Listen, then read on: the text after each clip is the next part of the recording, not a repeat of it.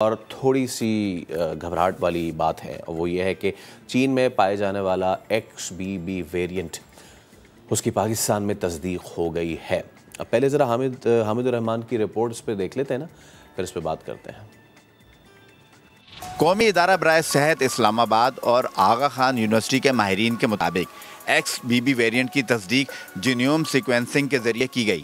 وبائی امراض کے ماہر ڈاکٹر رانا جواد اصغر کہتے ہیں اومیکرون کے بہت سے ویریئنٹس آ رہے ہیں، وہ پہلے کو ریپلیس کر دیتے ہیں اور پہلے سے زیادہ انفیکشس یعنی پھیلنے والے ہوتے ہیں۔ پاکستان میں جو XBB ویریئنٹ ہمیں ملا ہے، یہ وہی ہے جو چائنا کے اندر زیادہ کیسز کا ذمہ دار ٹھہرا ہے، لیکن یہ ایک سلسلہ ہے۔ اومیکرون کے بہت سارے ویریئنٹس سب ویریئنٹس آ رہے ہیں۔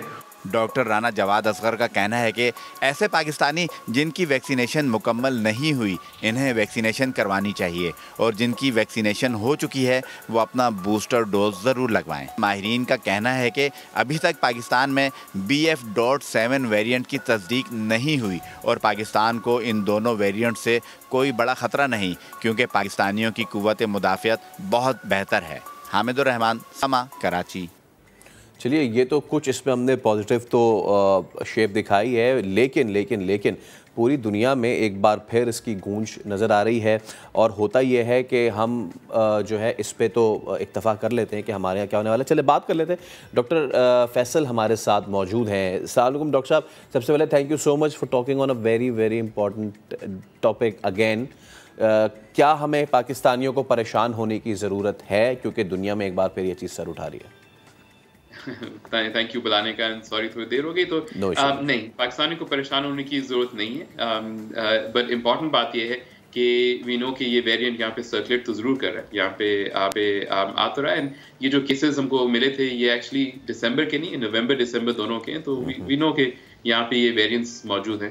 امپورٹنٹ بات یہ ہے کہ جن لوگوں کو ویکسین نہیں لگی وہ اپنے ویکسینیشن ضرور کرا لیں، جن کو بوسٹر لگی وہ اپنی بوسٹر ضرور کرا لیں، اینڈ اوبیسلی اگر آپ کی امیونٹی کم ہے، ایج تو ماسک کا استعمال کریں، ہجوم والی جگہوں سے بچیں، and we should be okay انشاءاللہ۔ ڈاکٹر صاحب، یہ آپ نے ایک امپورٹنٹ بات کی، میں چاہوں گا اس پہ تھوڑا سا ہم اور ڈسکشن کریں کہ جنہوں نے نہیں لگائی تھی پرانی ویکسینیشن ابھی تک، یا بوسٹر نہیں لگائے تھے، تو کیا اس نئے ویریئنٹ پہ اگر یہ انٹر ہوتا ہے یا پھر یہ چیز ہو چکی ہے، تصدیق تو ویسے ہو چکی ہے، تو وہ پرانا ویکسینیشن، وہ پرانا booster would that be enough؟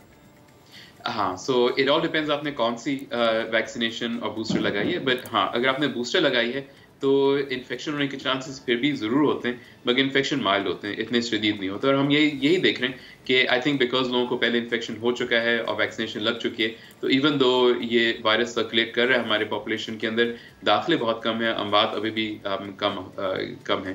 دوسری چیز یہ کہ جو نیا جو بوسٹر ہے جس کے اندر یہ ویریئنٹس کور ہوتے ہیں کچھ حد تک، وہ بھی اب اویلیبل ہونا شروع ہو گیا ہے، خاص طور پہ ان لوگوں کے لیے جن کی ایج 65 سے زیادہ ہے۔ اچھا ڈاکٹر صاحب، ایک XBB ویریئنٹ ہے، ایک BQ ویریئنٹ ہے، سو یہ اس وقت UK US میں اس وقت زیادہ ہے، بٹ کیا وقت آ گیا ہے کہ ہم ایک بار پھر، کیونکہ پڑوس میں بھارت میں تو یہ ڈسکشن ہو رہی ہے کہ جی وہ چائنا سے فلائٹس ہم کیوں نہیں بند کر رہے، تو کیا ہمیں اس پہ سوچنے کی ضرورت ہے ابھی؟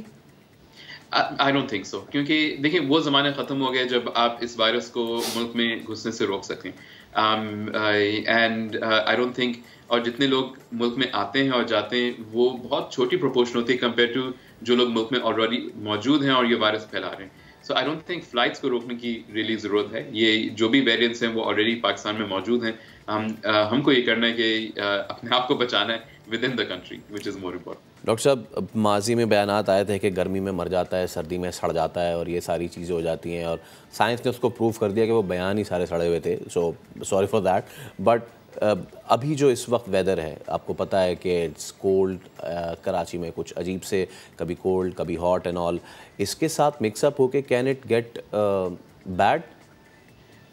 سو یہ ضرور ہے کہ جب موسم چینج ہوتا ہے، خاص طور پہ جب سردیاں ہوتی ہیں، تو جتنے بھی وائرسز جو نزلہ کھانسی والے ہوتے ہیں جس میں کووڈ بھی شامل ہے وہ زیادہ پھیلتے ہیں، اینڈ کووڈ کے علاوہ ہم لوگ انفلوئنزا وائرس بھی دیکھ رہے ہیں، بلکہ اس کے کچھ پیشنٹ ہمارے پاس داخل ہیں، کافی بیمار ہیں، اور بھی وائرسز ہیں، RSV ہے جیسے کہ، تو یہ وائرسز سب ایک ساتھ ہی گھوم رہے ہوتے ہیں، سرکولیٹ کر رہے ہوتے ہیں، اور مسئلہ یہی ہوتا ہے کہ کسی کو نزلہ کھانسی زکام گلے میں درد بخار تو کہنا مشکل ہے کہ یہ ان دوسرے وائرسز ہیں یا کووڈ ہے، مگر ڈیفینیٹلی سردیوں کے اندر یہ زیادہ اچھا پھیلتا ہے، اس کا یہ کرنے کی گرمی میں نہیں پھیلیں گے، جب اس کو موقع ملے گا تو پھیلے گا۔ آخر میں ڈاکٹر صاحب کیا ایک اور ویو آئے گی اس کی؟ یہ بہت اچھا ہے، یہ $1 ملین والا سوال ہے کہ کیا اور دوبارہ ویو آئے گی۔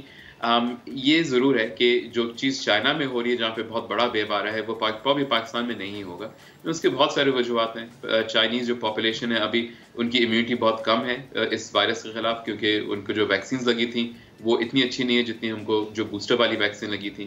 ان کا لاک ڈاؤن تھا تو وہاں پہ وائرس پھیلا نہیں، زیادہ لوگوں کو انفیکشن ہوا نہیں، اور ہماری سچویشن بالکل اپوزٹ ہے، ہم زیادہ لوگوں کو ویکسین لگ چکی ہے یا انفیکشن ہو چکا ہے، یعنی کہ کچھ حد تک پروٹیکشن ہمارے اندر ہے۔